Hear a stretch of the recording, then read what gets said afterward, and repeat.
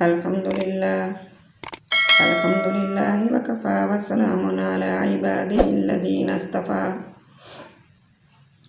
अम्मा बाद फ़अऊज़ु बिल्लाहि स्समीइल अलीम मिनश शैतानिर रजीम बिस्मिल्लाहिर रहमानिर रहीम रब्बि इश्रह ली सदरी वयस्सिर ली अमरी वहलुल उक़दतम मिन लिसानी यफ़क़हू क़ौली रब्बि ज़िदनी इल्मा। काबिल सद एहतराम मेरी मुअज़्ज़ज़ सामियात, आज हम बात करेंगे कि इमामुल अंबिया सरवरे कौनैन सल्लल्लाहु अलैहि वसल्लम ने अपनी बेबसी और अपनी जान के लिए नफ़ा नुकसान का मालिक ना होने का ऐलान भी अल्लाह रब्बुल इज़्ज़त ने आप सल्लल्लाहु अलैहि वसल्लम की ज़बान अतहर से फरमा दिया। कुरान मुक़द्दस में एक मकाम पर अल्लाह रब्बुल इज़्ज़त ने अपने महबूब पैगंबर से ऐलान करवाया, क़ुल ला अमलिकु लिनफ़्सी नफ़अन वला ज़र्रन इल्ला मा शाअ अल्लाह। मेरे प्यारे पैगंबर, अपनी ज़बान अतहर से ऐलान फरमा दीजिए कि मैं अपनी जान के लिए नफ़ा और नुकसान का मालिक भी नहीं हूँ। सुबहान अल्लाह। मेरी बहनों, मसला वाज़ेह हो गया, लोगों को समझा दिया गया कि कायनात का आका और सरदार, तमाम मखलूक़ात से बुलंद तर और बाला कदर जनाब सरवरे कौनैन हज़रत मोहम्मद रसूलुल्लाह सल्लल्लाहु अलैहि वसल्लम अपनी जान को नफ़ा पहुँचाने और नुकसान से बचाने के भी माल को मुख्तार नहीं है। हाँ मेरी बहनों, अगर वो अपनी जान के नफ़ा नुकसान के मालिक होते तो जंगे उहद में आका इनामदार हज़रत मोहम्मद मुस्तफ़ा सल्लल्लाहु अलैहि वसल्लम के दंदान मुबारक शहीद न होते। अगर वो माल को मुख्तार होते तो जंगे उहद में उनका सर मुबारक ज़ख्मी न होता। अगर वो नफ़ा नुकसान के मालिक होते तो वो मैदान उहद में एक गड्ढे में न गिरते, उनका प्यारा चच्चा शहीद न होता, फतह शिकस्त में ना बदलती।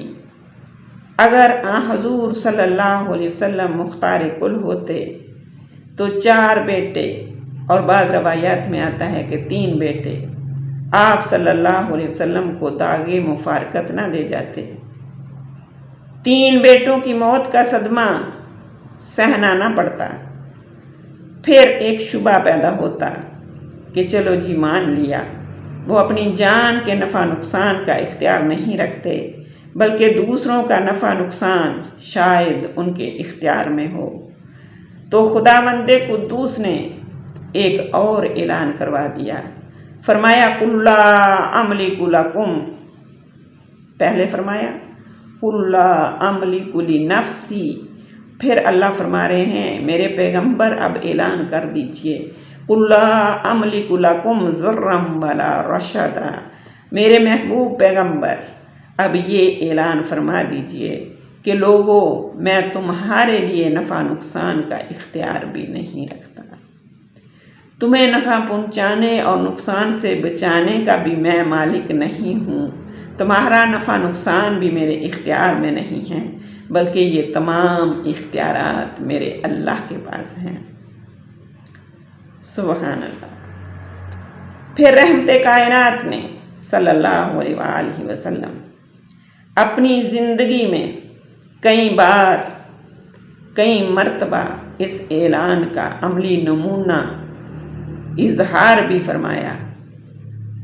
मसलन अपनी बेटी, प्यारी बेटी, छोटी बेटी ज़ौजा अली मुर्तज़ा हज़रत फ़ातिमा रज़ी अल्लाह ताला अन्हा से फरमाया इअमली, ए मेरी बेटी फ़ातिमा, अपनी ज़िंदगी को आमाल हसना से मुज़य्यन और खूबसूरत बनाओ, इसलिए कि तुमसे ये नहीं पूछा जाएगा कि तुम किसकी बेटी हो, और तुम कहोगी कि मैं उसकी बेटी हूँ जिसके दरवाज़े का दरबान जिब्राईल अमीन है।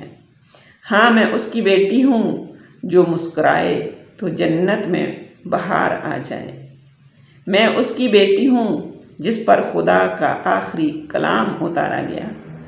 फिर जब तुम मेरा नाम लोगी तो तुम्हारी निजात हो जाएगी। फरमाया, हरगिज़ नहीं। दिल हस्बो नसब, दिल, मकाम, अपनी पहचान, हस्बो नसब वहाँ कुछ भी काम नहीं आएगा, बल्कि हर इंसान को उसका अमल उसके काम आएगा।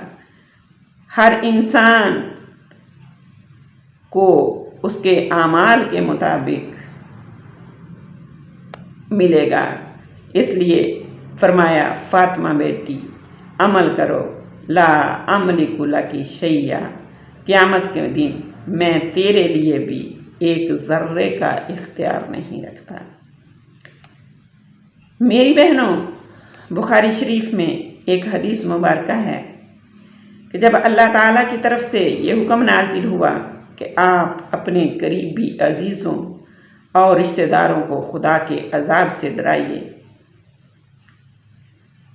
इसमें भी हमारे लिए एक सबक है कि सबसे पहले अपने घर वालों को अल्लाह की वहदानियत का पैगाम दो। सबसे पहले अपने करीबियों को अल्लाह की अजाब से डराओ। मानना या ना मानना, इसका इख्तियार मेरी बहनों हमारे पास नहीं। अल्लाह ने अपने महबूब पैगंबर को भी ये इख्तियार नहीं दिया था। कुरान मुक़द्दस में, कुरान मजीद में बारहा मकामात पर मेरा अल्लाह फरमा रहा है कि मेरे नबी, तेरा काम सिर्फ पहुँचाना है, मनवाना तेरा काम नहीं। वो मेरी ज़िम्मेदारी है। मैं जिसको चाहूँ हिदायत दूँ, जिसको चाहूँ ना दूँ।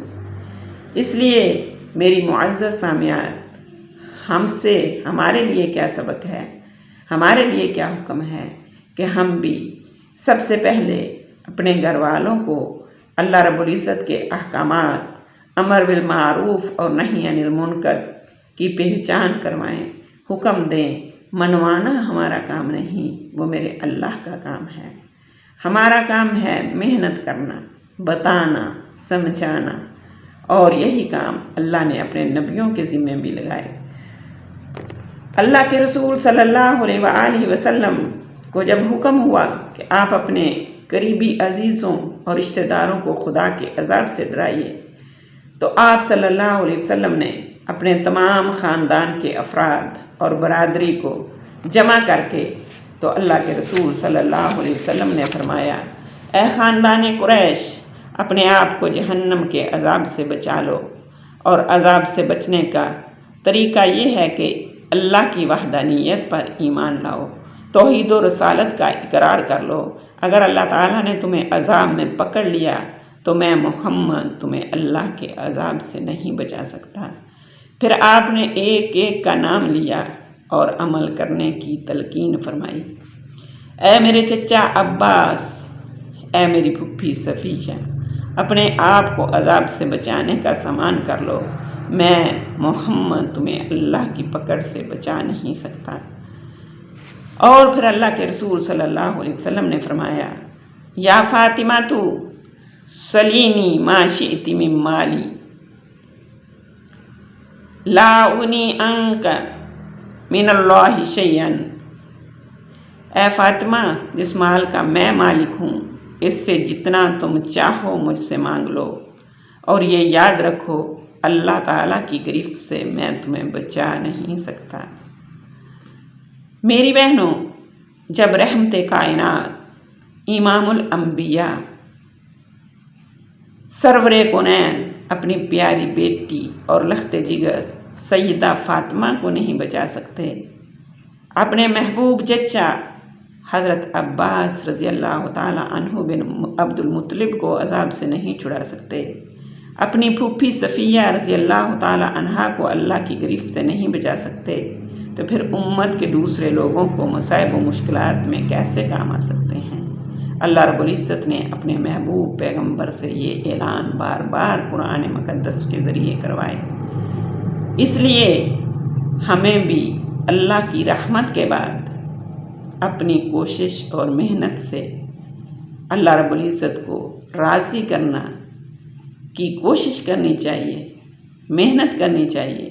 अल्लाह रब्बुल इज़्ज़त के बताए हुए तरीक़ों पर अमल करना चाहिए। अल्लाह के रसूल सल्लल्लाहु अलैहि वसल्लम ने जिस तरह ज़िंदगी का हर काम करके दिखाया उस तरह करना चाहिए और अल्लाह के फजल व रहमत पे उम्मीद रखनी चाहिए। अल्लाह की रहमत का यकीन रखना चाहिए और किसी को भी अपना नजात दहिंदा माल को मुख्तार नहीं समझना चाहिए। अल्लाह रब्बुल इज़्ज़त अमल की तौफ़ीक़ अता फ़रमाए। वमा अलैना इल्लल बलागुल मुबीन। सदक़ल्लाहुल अज़ीम।